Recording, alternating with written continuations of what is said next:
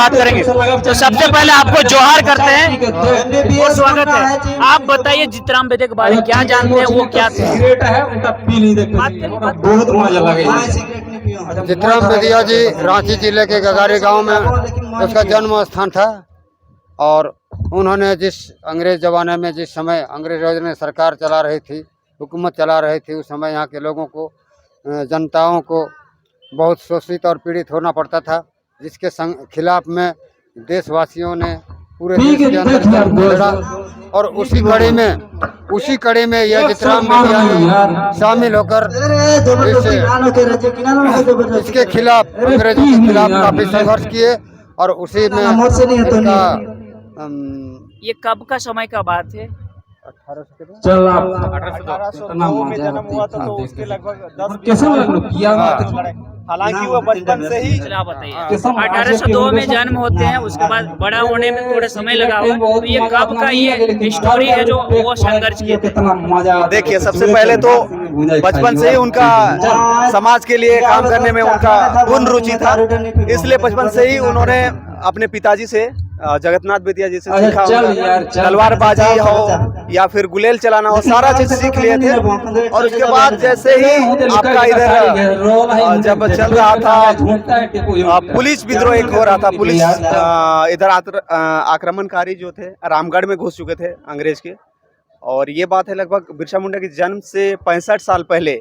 उस समय ये हमारे टीके तुमराव सिंह का नाम जान रहे होंगे, उनका नाम तो सभी को जान रहे हैं। उसके साथ शेख भिखारी, ठीक है, उनके साथ ही थे ये हमारे जीतराम बेदिया।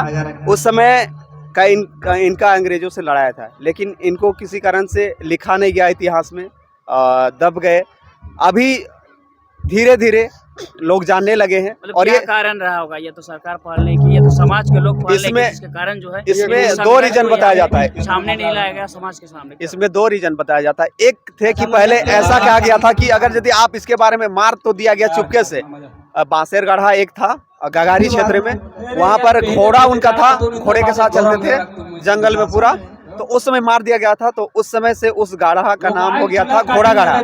तो मार दिया गया था बिना मुकदमा, कोई केस वगैरह नहीं, उसको चुपके से मार दिया गया था। और बताया जा रहा था क्योंकि बेदिया में इतना ये था, कम्युनिटी बना के रख दिए थे, तो इतना प्रताड़ित किया कि ये डर था कि आप लोगों ने किसी को भी शहीद जीतराम बेदिया के बारे में बताया तो उसे मार दिया जाएगा, खत्म कर दिया जाएगा। और दूसरी बात, अब 10-20 साल बाद तो कोई भी बता ही सकता है, राज खुलता है, लेकिन इतिहासकारों ने इस पर ध्यान नहीं दिया। उस समय की सरकारें बाद में जो आई, उन्होंने भी हो सके ध्यान नहीं दिया। हमारे बेदिया विकास परिषद का मैं शुक्रगुजार करता हूँ कि उन्होंने गांव-गांव में हमारे बेदिया का इतिहास को खोजने लगे। जब उस समय इनका गगारी गांव में मिला कि हमारे बीच एक स्वतंत्रता सेनानी भी थे, जो टीके तुमराव सिंह और शेख भिखारी के साथी थे। उनके साथ बहुत सारा लड़ाई करते हुए जब उनका देहांत हो जाता है, उनको जब फांसी दे दी जाती है चूटूपाली में, उसके बाद इनके ऊपर वो लोग सारा काम इनके कंधे पर दे दिया जाता है। अरे पूरी जिम्मेदारी के साथ लोगों को रात में जागरूक करते हुए, पहाड़ों में छिपते हुए ये अपना काम, फिर वही लड़ाई, क्योंकि जंगल जमीन खनिज संपदा को लूटने के लिए, अपना आधिपत्य जमाने के लिए, अंग्रेजी सरकार हुकूमत करने के लिए उधर काफी ये था, है ना। आज अलग अलग जगह में ये जैसे मूर्ति अनावरण या तो फिर कार्यक्रम चलाए जा रहे हैं, क्या इसका मकसद होगा कि नहीं इनके बारे जाने और जैसे स्वतंत्रता सेनानी उनके जैसे चर्चा हो, इसी को लेकर अलग अलग सभाएं हो रही है, कार्यक्रम चलाए जा रहे हैं? बिल्कुल ये, क्योंकि हमारा ये दूसरा साल है। पहले तो चूटूपालू इधर गगारी में होता है, उधर पिस्का, ठीक है, वहाँ मुख्य रूप से पहले वहाँ मनाया गया। उसके बाद गगारी में तो हुआ ही। इसको 2 साल से यहाँ पर मना रहे हैं, क्योंकि हर क्षेत्र में जागरूकता फैले, क्योंकि इनको नाम नहीं मिला था। अभी सब यहाँ देख रहे हैं, सारे लोग सारे कम्युनिटी से हैं, सारे समाज से। ऐसा नहीं कि जीतराम बेदिया आदिवासी थे तो सिर्फ बेदिया ही यहाँ पर है, और बेदिया को ही उनके बारे में जानना चाहिए, ऐसा कोई बात नहीं। स्वतंत्रता पूरे देश के लिए उन्होंने काम किया, तो हर जगह पर इनका कार्यक्रम चलाया जा रहा है और हम लोग कोशिश कर रहे हैं पूरा समाज, मतलब कह सकते हैं अगर इनका नाम अगर समाज में नहीं रखते हैं, इनको चर्चा में नहीं लाते हैं, तो कहीं न कहीं संघर्ष करने वाले नहीं पैदा होंगे। बिल्कुल बिल्कुल बिल्कुल। और ऐसे बहुत सारे अभी भी स्वतंत्रता सेनानी हैं जो झारखंड के लिए लड़े या फिर अपने देश के लिए लड़े, लेकिन अभी भी और समाज में भी ऐसे बहुत सारे वीर मिलेंगे, लेकिन उनका इतिहास दबाया हुआ है। तो हम लोग के भी माध्यम से, ये बेदिया विकास परिषद के माध्यम से ये कोशिश किया जा रहा है कि वैसे वैसे और शहीदों को खोजा जाए और उनका इतिहास लोगों तक पहुँचाया जाए।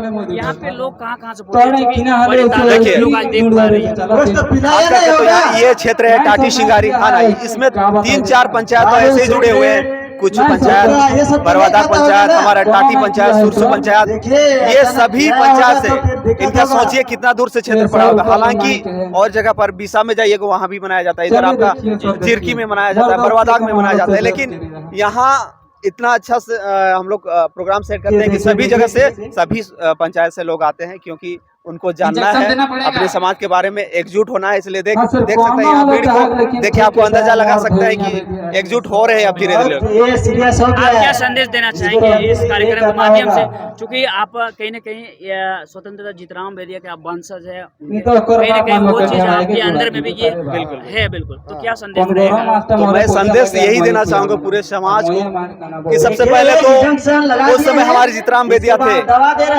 हमको लगता है कि उस समय शिक्षा की उतनी ठीक व्यवस्था नहीं थी, उन्होंने कम पढ़ाई करके भी इतना ज्यादा बड़ा काम करके हम लोग को, समाज को गर्वित किया है।